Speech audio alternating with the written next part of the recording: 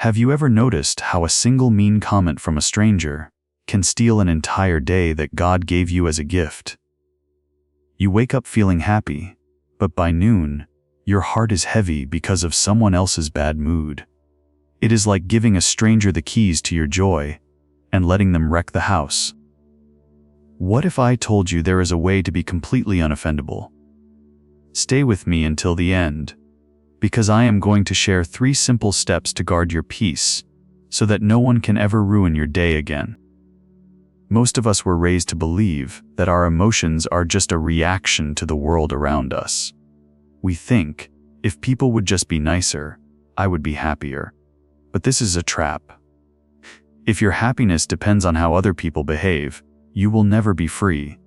You will be a prisoner to their moods for the rest of your life. Jesus taught us a different way. He told us that it is not what enters a man that makes him unclean. It is what comes out of his heart. When a rude person shouts at you, that is just noise entering your ears. It only becomes pain when you take that noise and turn it into a story in your head. You start to think, how dare they?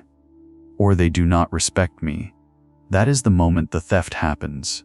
You see, an offense is like a package delivered to your front door. The delivery man can knock all he wants, but the package does not belong to you until you open the door and bring it inside. Being unoffendable means you have decided to leave the package on the porch. You are the guardian of your own soul. You have the power to say, that does not belong in here. This kind of inner strength is not something new. In fact, we see it most clearly in a moment from a long time ago, on a small boat in the middle of a massive storm. The men on that boat were professional fishermen. They knew the sea. Yet, when the waves began to crash, and the wind began to howl, they were terrified. They were sure that this was the end. But while the disciples were screaming in fear, Jesus was at the back of the boat, sleeping on a cushion. It is a striking image, is it not? How could anyone sleep while the world was falling apart around them?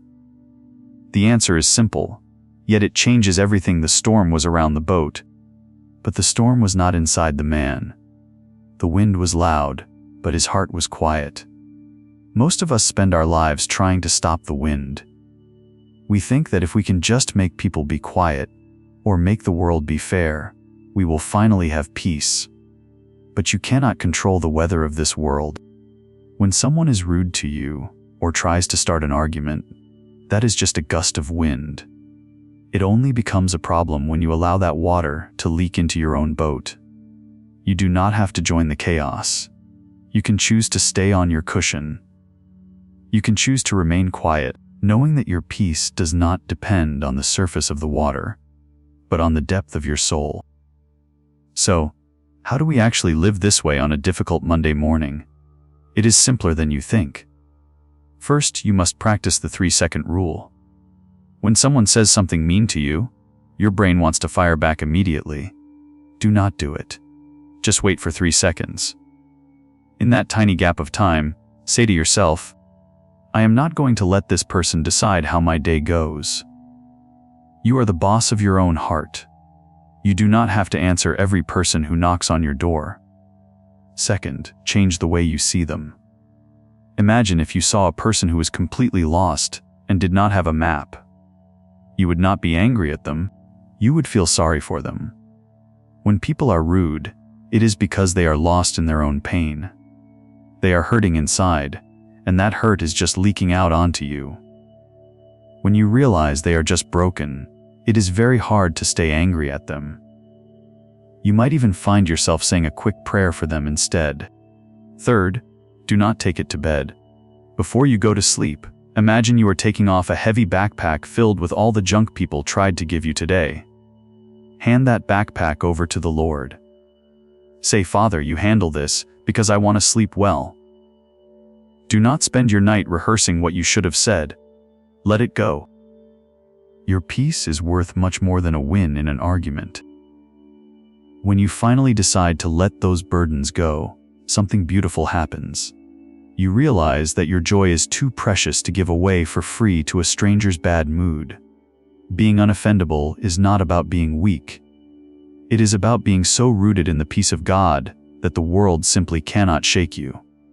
Tonight, leave the noise of the world at the door. You deserve a heart that is quiet and free. If you are ready to walk in this kind of peace, please type Amen in the comments. It helps all of us stay connected on this journey. Thank you for sitting with me today. Rest well, my friend, and I will see you back here on the porch tomorrow.